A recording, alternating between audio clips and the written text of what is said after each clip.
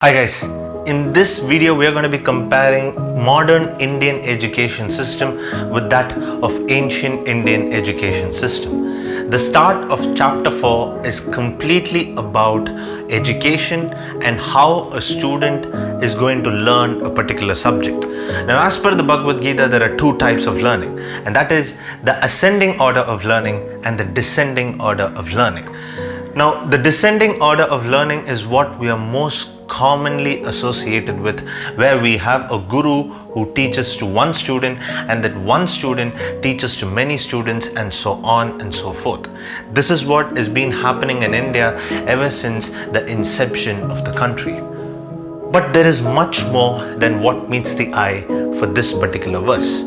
See, in the verse, the statement is, the Supreme teaches to the Sun God, the Sun God teaches to man, and man teaches to mankind. This is the descending order of the supreme secret of yoga that is proclaimed in the Bhagavad Gita.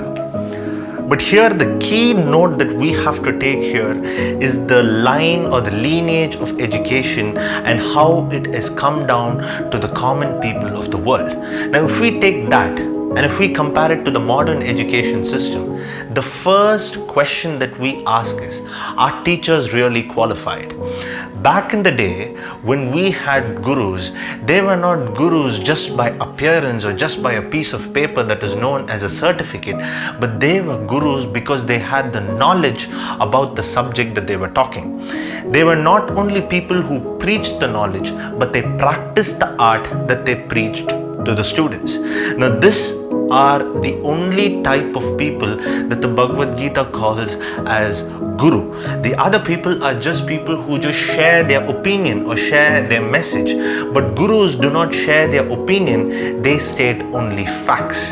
That is what the Bhagavad Gita says when it says from the Supreme to Sun, from Sun to man and to mankind. This is just a metaphorical thing, and we do not know whether it happened from Sun to man or Supreme to Sun. But what we do know is the quality of teachers need to be improved in the modern education system to that of the past.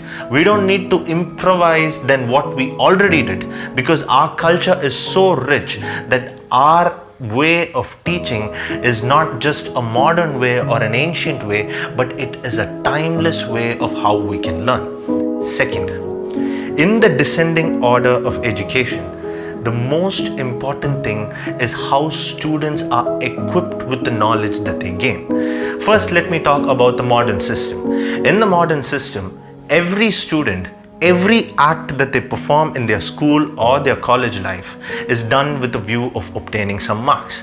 Whether it is attending a class or whether it is maintaining cleanliness or even to have a good handwriting and studying, to everything it is done with the view of getting that extra 1 or 2 or 5 marks added to the total.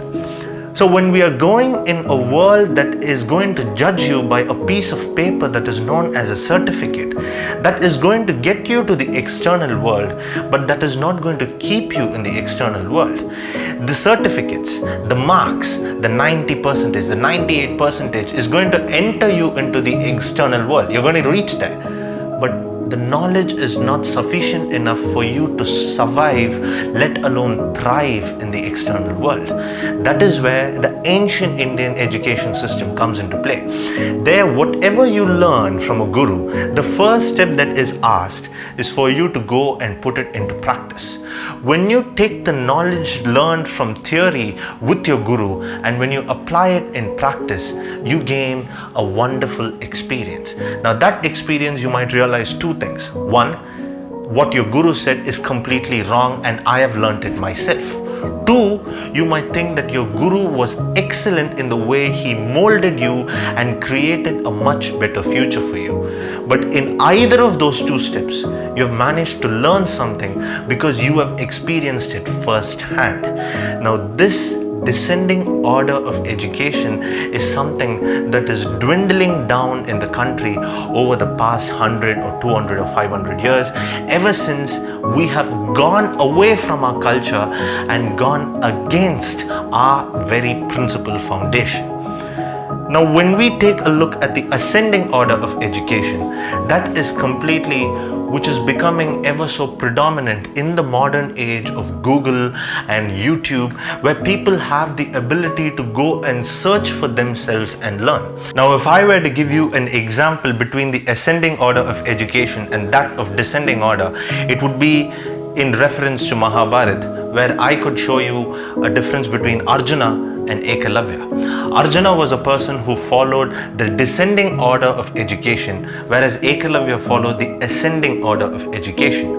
Now, when we take a look at both, Arjuna had the very right form of how he had to learn new things, because he had a proper guru who taught him the art of everything, the nuances and the pros and cons, everything in the right manner to him, so that he could grasp it in a proper manner.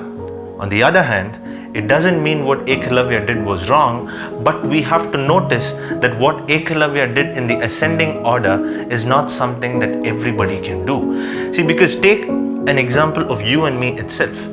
How capable are we of just observing and learning on the go, or are we more comfortable when someone teaches us something? Now, if we are really comfortable by just observing and learning, that is for a very few number of people, much like Ekalavya, who have an innate talent of just observing, learning, and then putting it in practice and gaining that experience. But for the majority of us, it needs to be from a guru who is going to teach the art and come from the descending order of lineage, which is what the Bhagavad Gita suggests in the first verse as well. Now, this is what the Bhagavad Gita is trying to communicate throughout this verse. Now, this is a wrap for this particular episode, and I will see you guys in the next video. I hope you guys enjoyed it. If you did, do give it a thumbs up, and also make sure you hit that subscribe button and turn on notifications. And as always, thank you for watching.